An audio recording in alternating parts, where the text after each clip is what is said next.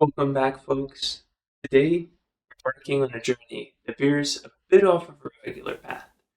Most of you tune in for the thrilling saga of scamming, where I, your humble host, outwit those pesky cybervillains by turning their games on them. But there's another side to this digital warrior, which you might not know. Away from the spotlight, I live a double life as a cybersecurity professional. Companies summon me to their aid whenever they face shadowy threats lurking in the depth of the cyber underworld. My job? To shine a light on these evildoers. It's a world of smoke and mirrors as I dive into the belly of the beast, infiltrating forums, group chats, even buying nefarious methods from these threat actors. I blend in like undercover agent, gaining their trust and learning their tricks. Twist, I de-anonymize them. I help the companies unveil the man behind the curtain, enabling them to fight back, legally. Then, I craft a defense strategy and fortify the company's digital fortress. You ever wonder why a particular scam suddenly fizzles out? Why the digital underbelly seems a bit quieter some days? That's us. The unsung heroes in the shadows plugging the leaks in the system. Now, let's plunge into the world of the scam artists who have been grabbing the headlines. In the past, I've decoded their lyrics, unraveled their convoluted plots, but today we dig a bit deeper. We're going to dissect their modus operandi and expose their tactics, techniques, and procedures, arming you with the knowledge, which is your greatest weapon. So grab your gear and buckle up. It's time to delve into the dark side of the digital underworld. This brings me to Tommy G, who is a YouTuber that interviews many different people in America who show different cultures. And that brought him to Lexington, Kentucky, where he met Punchmade Dev. And I wanted to kind of go over the video, maybe react to it a little bit, and discuss what happens. So let's get started. I'm Tommy G. Today we're diving into the world of scamming. Everything you're about to see is purely reenactment and for educational purposes only, so you don't get scammed like people like this. What would you say if you met a scammer in real life? Seeing a higher percentage increase. Oh, you need a pill? I used to press those. I came a long way. I won't forget my favorite custos. Now I got the fiends hooked. It's hard to say no. When they come back, they say they love the pills. I know I list those. I can't lie, the process wasn't perfect. I killed my tester. I gotta pay respects to my fiend Heather. She took my Put that over. I just wanted to stop that. That's one of his songs, Heather or something like that. He's talking about his previous life. Well, if you believe the songs, that is. He's talking about a previous life in which he was making press pills. Often fraudsters choose a few different pathways. Sometimes they have to find what to spend their money on. So drugs is one of them. And he is most likely trying to diversify, and what he used to do in his songs, and he'll even tell you, is he used to press pills. And he used to taint them with fentanyl and other substances, which would make them quite a more potent. And right now he's talking about Heather, his first tester, which he killed. And if you listen to his music, he almost feels in a way that he is taking out the trash by killing all of these addicts with his modified press pills. Everything's free today. Today we meet one of the most famous scammers on the internet, Punchmade Dev. He's made a name for himself as one of the biggest scam rappers on the internet with songs like How to Write a Dump and Punch Anthem. On his social media platforms, he flaunts an absurd amount of money and jewelry. Today, I ask him about the most common scams people are pulling right now so that we the people can better learn how to protect ourselves from scammers. I'll tell you this, the video, instead of kind of turning into something that would raise awareness, I saw this shared on Twitter, 12 million views, and people, the comments that they're saying are just crazy. They're saying this good Christian boy, just spreading the word, teaching children financial literacy. There's so many interesting comments. But then when you go to Tommy G's comments on this video, people think this stuff is fake, which is what perplexed me, and that's why I decided to make this video, just to show just how Punchmade Dev in his videos, he tells you that this is so easy to do. It is literally so easy, and you're going to see in this video. Like, we'll dive into a little bit how this took off and why it's started getting popular. But it is so easy to scam and steal and wire thousands of dollars of money out. He even shows his face. They ride by cops. Like nothing is happening. Like him. The goal of this documentary is twofold. First, to be aware of how scammers operate, and second, to encourage viewers to be the hero and not the villain. Not only is scamming a loser way to make money, but it also can carry a heavy penalty of up to 20 years in prison. The reenactments you are about to see are for educational purposes only. Viewer discretion is advised. What's your social security number? I got yours. How hard is it to scam somebody with just their wallet? Bro, there's actually this device you can put it right up to your fucking like wallet. You got that chip on it. That's what we researched, and that's why we hit our credit cards from you. You said you hit the credit cards? Yeah. Oh, it's good. Let's say I got it in my pocket like that, or like just like this on some shit. And you can just. So right now, what he's going to show you is it's an attack that he says goes after your chip, but most likely this is going after the NFC, which is why you see so many different companies selling RFI blocking wallets. You have the number one, in my opinion, which is Ridge Wallet. Their plates, I don't think that anything can get through that. You walk up to me, I'm like, My bad, bro. oh, and then I Oh God, Let's rewind. Oh, it's good. Let's say I got it in my pocket like that, or like just like this on some shit. And you can just walk up to me, I'm like, My bad, bro. oh, and then I Oh God, I have everything. Yes, I'm Tommy G now after that. So you can steal what? My credit card, my debit card. Anything with a chip. Now picture this: you have my credit card and debit card. You just ran my account empty. Do you Yeah. feel bad? Nah, the bank's gonna give you the money back. You ever heard of like a TLO lookup? Like if I had your first and last name, your social will come up, everything. I could probably find you real quick. No. This is so funny, by the way. If I believe the Punchmade Dev, if he's a seasoned criminal, he will have access to certain systems, which will allow him to do this. Let's see how easy Ooh, it you're is. 29, eh? It's your birthday? You got a criminal record. Yeah, I got arrested once. Was that easy? He just pulled up his name. What for? I did a prank channel. I had a fake ball sack that I had hanging out in my pants. Their old couple thought I was really showing them my ball sack, so they arrested me for indecent exposure. A registered f***ing offender. No, I'm not a registered sex offender. How do you describe yourself in the scamming world? I feel like the whole world's a scam, but they just look at me as a bad guy. If I take money from you, you're gonna get the money back. Nobody's gonna hurt. I mean, it would be fucked up if I sim swap you and then just start posting like some crazy shit on your Instagram. Is that possible? He thinks that posting some crazy shit on your Instagram is a higher degree of pain for you than stealing money out of a bank account. I love that logic. Possible? Yes. Do you think you're a bad guy? I feel like it's worse people. Robin Hood was well liked because he took from the rich and gave to the poor. Yeah. There is worse people. There is George Soros. There is Carl Schwab. You have guys like that. Definitely worse people like that. Do you view yourself as a modern day Robin Hood? Take from the rich and give to the poor. I really take from the poor and then the rich is me. What wallet do you recommend to people to protect them from scammers? There is no wallet. Or if it was, I wouldn't tell nobody. Okay. Okay. The reason why that is so important. Take from the rich and give to the poor. I really take from the poor and then the rich is me. What wallet do you recommend? The reason why this part is so important is because he literally tells you that if there was a wallet that you could use to protect yourself against it, he wouldn't tell you. And to people to protect them from scammers. There is no wallet. Or if it was, I wouldn't tell nobody. Wouldn't tell nobody. Which means buy a Ridge wallet or something like that. High class, $100 or more. Great plates, like great customer service, lifetime warranty. This is not an ad, but this is how you protect yourself against scammers. Okay. Right now. I'm about to hit a wire. What does that mean? Log in and wire some money out.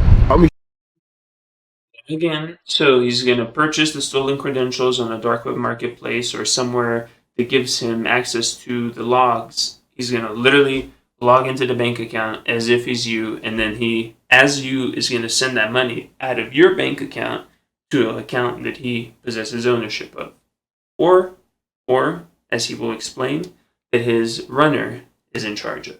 So if he doesn't want to directly wire the money to himself because that might be too much heat, he will wire it to somebody who he knows and who he can watch over until he gets him that money. Try to learn how to scale. That's what Tommy's trying to do. No, the goal of this episode is to learn how to protect the people at home from this type of tomfoolery. How much are you gonna clean this guy out?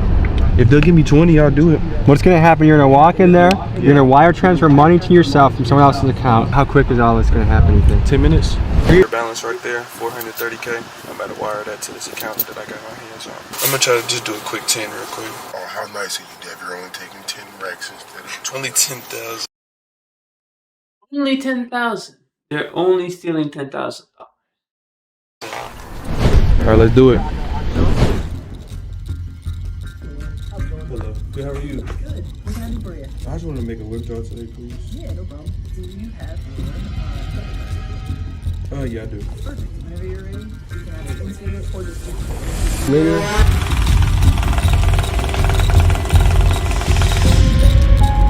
Thank you. You're welcome. 310. 310. Did you hear that? 310. That's what they say when they steal $10,000. 310. Let me sniff it to make sure. Yeah, go ahead. What are you gonna do with this $10,000? I might give it back. What's the most amount of money you ever walked out of a bank with? 70,000. How did that feel? Feel good. Feel amazing. Went about a chain with it. Plus, I know nothing about bling. So we're getting into skimmers Yeah. and Dumps. And what's a dump? So say if I wanted to write up a dump, right? I would get a track one. He's moving on to the different skin. He's going to explain track 1 and track 2 data. That is the data that is on the magnetic stripe of your card. Went about a chain with it. Plus, I know nothing about bling. So we're getting into skimmers Yeah. and Dumps. And what's a dump? So say if I wanted to write up a dump, right? I would get a track one, a 101 or a 201. So I get the information off my site. You can use the white blanks, but this one's better because it got a whole face. This is the big boy one. The one right here, this is the Bluetooth one I got, but I couldn't bring it on the plane with me, so. How much is this? The one that he has around his neck is about the size of the Bluetooth one. That's what he just said. So the Bluetooth one is different from the one that he has right now. The one that he has right now is big and bulky and it has a cable attached to it. Nobody wants that. You want it to be small, wireless, portable, so that the person who's doing the scam or the skimming, they can just, real quick. They don't want this starting a lawnmower. This cost? Can't be no more than like 100. And how much has this made you? It's like over 500K. So if someone says they're a certified dumper, this is what they're talking about. They could either be the person getting the dumps with the skimmer, or they could be the person writing them up using them. Say like I know somebody working at McDonald's, right? I'll give them a skimmer and they work through the drive-thru. Say somebody's buying something right now, right? They'll pay, right? And then my person will quickly go like this, swipe it on the from my end, and that's when I get all the info. End of the day, I have like a list of like 20 of them. I'm about to wipe this one empty. I'm about to write up a dump on it for y'all. So normal cards, you could not just wipe it empty. What he's using is either blanks or rewritable cards. Now, the reason why all this is called punching is because whenever you get a blank card, you can push it, put it into a machine, and then it push it down, and it embroids the numbers on from the bottom to the top so that it looks like a legitimate card. What he's doing is he's just rewriting all of this data and maybe using a same card that looks like either the blank one, or he doesn't care that the numbers match the ones that show on the card. Is the FBI looking into you? Because how are you not in federal prison at this point? I know what I'm doing. You got a VPN, a proxy server, RDP.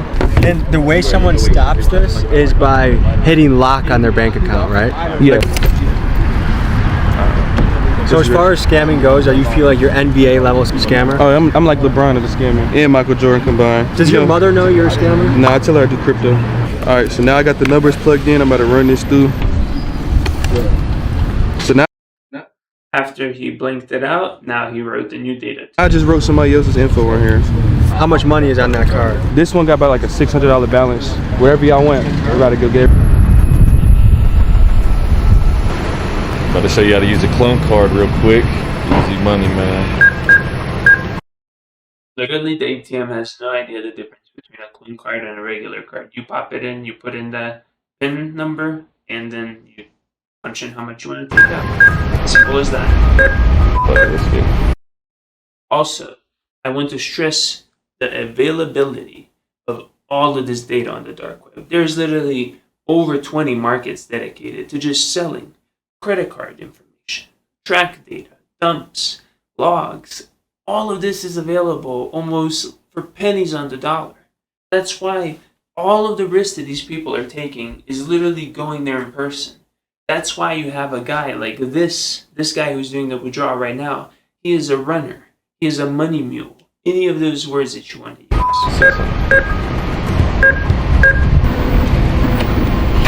Voila. It's like magic. All right, so what the hell just happened? We just pieced up a chip, took it into the ATM, and cleared that. I had my runner go in there, clear that hoe out. When we pull up in a ski mask to a bank, do you think that sets off any alarms? Yeah, but it's too late by the time we leave. Did you notice the 2 Lexington police officers in a nearby parking lot? Down the street, yeah, I seen them, yeah. They be there all the time. You just gotta know your area. The theme I'm getting with all these scams is the only way to stop it is just don't let your stuff get stolen. If you lose a card, tell the bank to lock it, and the bank will reimburse you if someone like you strikes. Yeah. The only thing is if like somebody was to wire out more than $250,000 out of your bank account, the government, they only protect up to $250,000. FDIC insured up to 250K. Yeah. If it's no more than 250K, you're good. People that are watching this that say Punchmade Dev is a piece of shit, what do you say to them? I say you, I probably scammed you, or I will soon. Crazy. Do 55.8. So 55,000. So this right here, what he's going to show you, is why it is. I don't know how to stress this or say it in another way, but it's so fucking easy that motherfuckers from Nigeria and from Africa were doing this. Whenever the time of the COVID relief came around, and you could literally just use your social security number to apply for a business loan or for relief or unemployment, people from Africa, people from India, people from all over the world were applying for American unemployment in Americans' names and just getting those bans cashed out because Cash App acts as a bank account. It can give you the routing and the account number, and that's all you need. And then you take those 2 numbers, you sign up for the relief, you get the money in your Cash App account, you wire to somebody else, and then you cash it out, and now you have $55,000. Like that. What the fuck? Literally that simple. And how did you do that? Gotta pay for the sauce, man, and I Pay for the sauce. They charge around $1,000, $2,000 depending on the method, but that's what they'll say. You gotta pay for the sauce. can cash that out.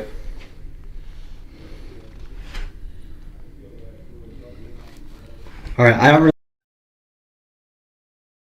really. 54,000 will be deposited because he wanted the instant transfer, so it takes like 1%. But now we're gonna move on to Punchmade Dev's latest wire fraud tutorial. Literally instructions, not with pictures, but with words on how to commit wire fraud. Literally that easy. Let's just watch. It's a minute-long video. Punchmade guys I keep hearing about. For the last 2 weeks, I've been getting spammed with emails about the decisions. Most of you might not be aware, but there is a group by the name of Punchmade going around doing bank fraud, credit card fraud, tech fraud, and all sorts of things. Everybody listen up. Damn, I said that last time. Listen up. I'm finna show y'all how to hit a bank. Just pay attention. It's a quick way to get in any state. First, you want to get a bank log from a trusted site. Do your research. Buy a bank log from a trusted site, so bank login credentials from a trusted dark web vendor. Because the information must be right. You gotta be on point. You gotta make sure the information's right, so when you're logging in, you have their date of birth, their social security number, like whatever questions the bank could ask you to verify. Sitting around trying to get high. Hit a big play. Don't get booked for a petty F crime. Do they got Verizon in it? Hit a big play, don't get booked for a pettier crime.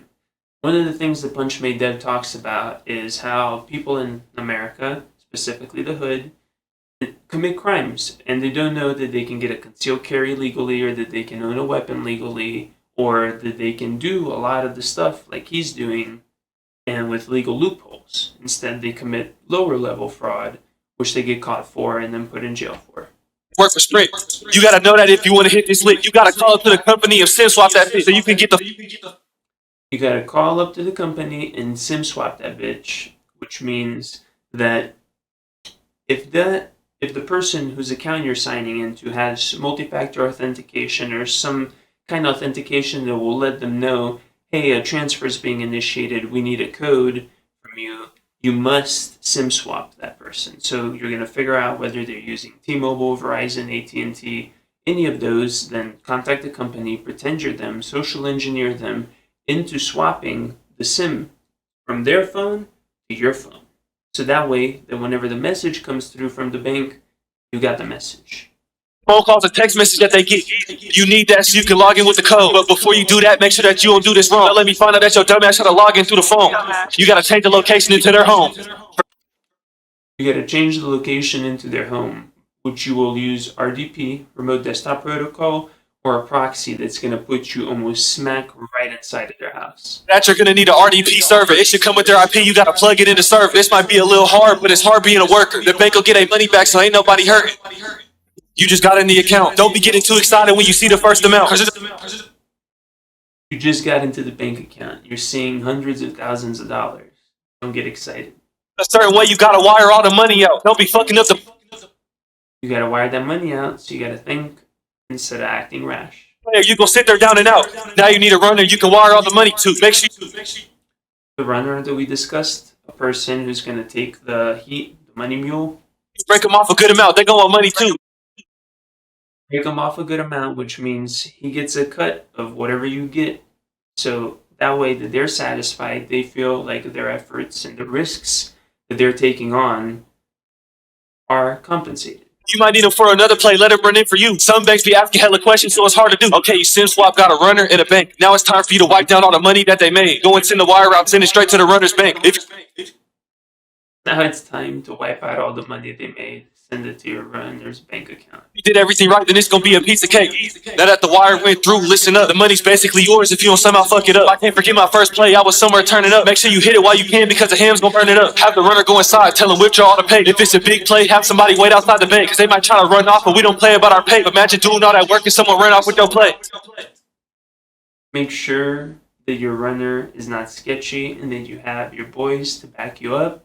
Because whenever you go to the bank and the runner cashes out 10, 20, 50,000, they can just think, hey, this is good money. Why do I have to give this to Dev? This is going to be all allegedly, but Yeah. what are some of the biggest scams you know of that people are pulling?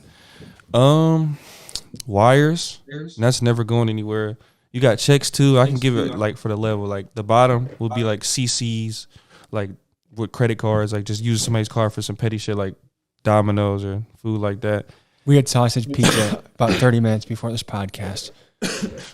Then we got Ubers and shit like that. Then I guess next level from that would be dumps.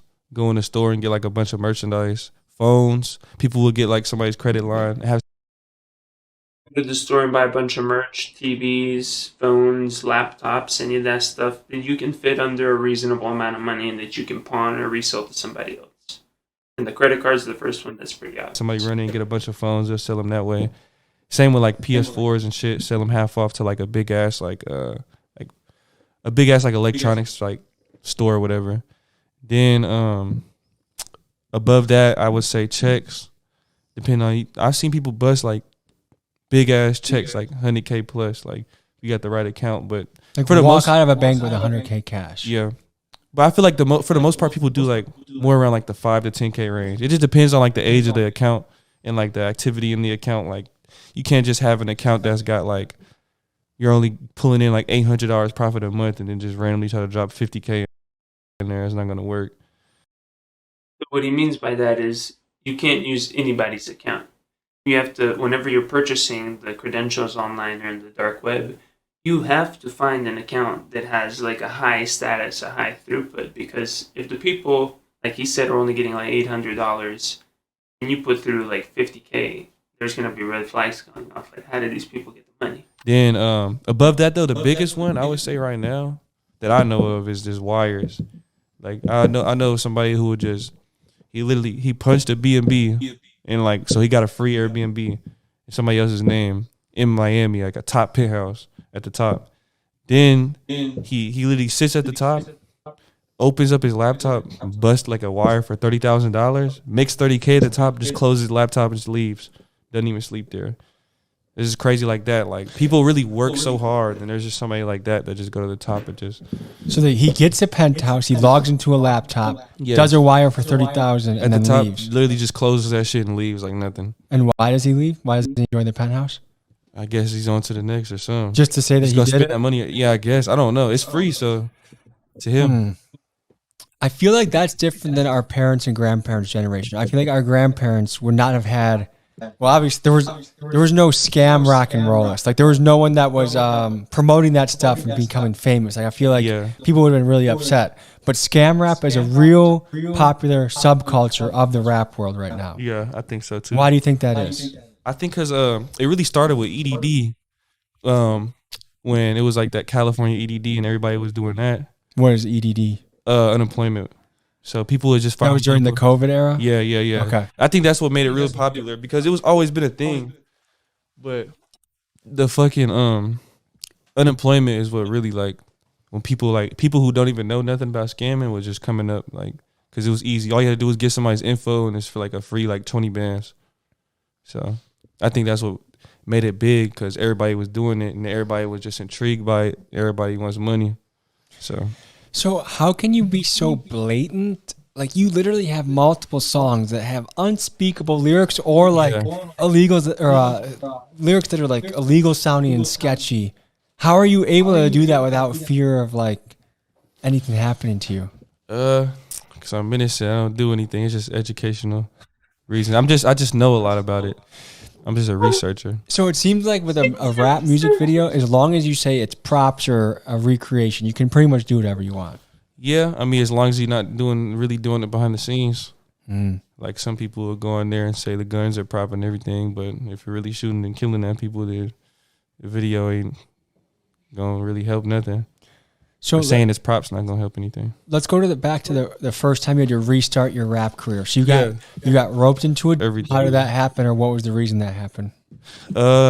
Like they just got taken down like for guidelines and shit. Were you rapping about scam stuff at that time? Yeah, I was, but that's not why I got taken down. It was just like there was like a loophole in the system on Instagram. You could ban anybody's shit. Now he talks about how all of his accounts, social media, got taken down by a rival who knew how to exploit the system. So someone that didn't like you got you banned? Yeah.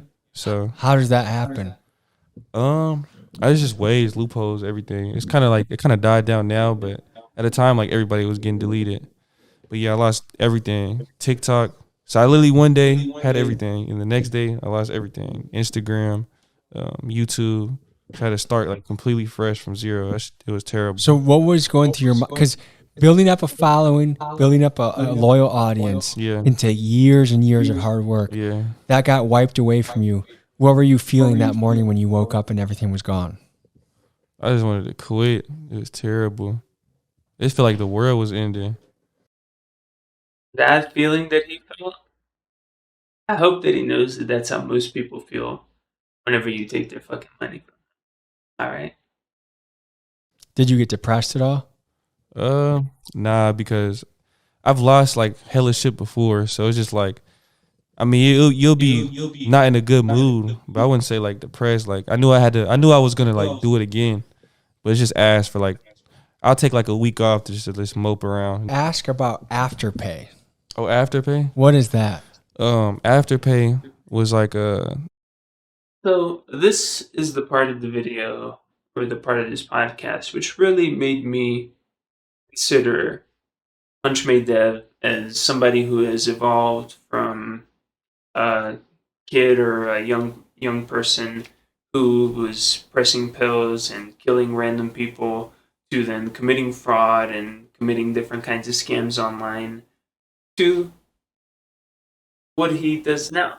And now he passes on the knowledge. He's almost like a hood pen tester, a hood Mr. Beast, because he is showing people what are the tips and tricks to get money into their pockets. Now, it might not be the most ethical tips and tricks, but he is sharing that. a jug. It's dead now, but a jug? Yeah, like a scam. Okay. So basically, ladies and gentlemen, it was my look and reactions into this Punchmade Dev guy. Now, you might think that he's a bad person, you might think he's a good person, you might think many different things. I, in fact, know that he is a very knowledgeable person. He's moved around a lot, he's seen a lot of the world, he's seen a lot of the people. The way that he's approaching this, he's coming from a good place. He wants to give back to the people because he feels that the system has fucked so many of us. And it has done everybody wrong. And he just wants to show others how you can get in on the action too. Now, the only downside to this is that he's doing it at somebody else's expense. Every time they get some money or they're having fun, swapping, stealing, swiping, whatever it is, they are taking that money out of somebody else's pocket, somebody who worked hard to earn it and they didn't. So I hope this video can give some insight into the fact that these guys are a real deal and they're not the only ones. There's people like TJX6. I know that YT Cracker, he's not really related to fraud and scamming in that way. He's more into hacking. But there's a whole subgenre or a whole subgenre of hip-hop that's just dedicated to fraud or hacking. And it's called nerdcore. Dark Web Diaries, or Darknet Diaries, he did a whole video on it, explaining, going into different things, and he also went into all these different fraud rappers, and he discussed them, he talked to them, and they tell you the methods.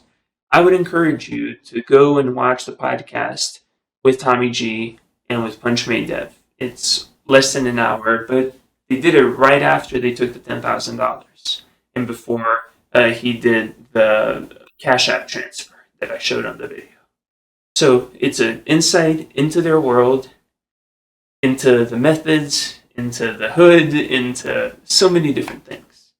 And I want to close with this. While those videos might not give you a lot of hope, while those videos might even make you feel afraid, I want you to know that there's people like me. There's hundreds and thousands of us. We're working at large corporations, we're working in small companies, we work for the government. We all watching your back, and we're not going to let people like Punchmade Dev, TJX6, or any of these guys take your stuff for very much longer.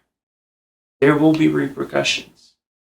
So make sure to share this video with other people, especially somebody who you think that might be able to help.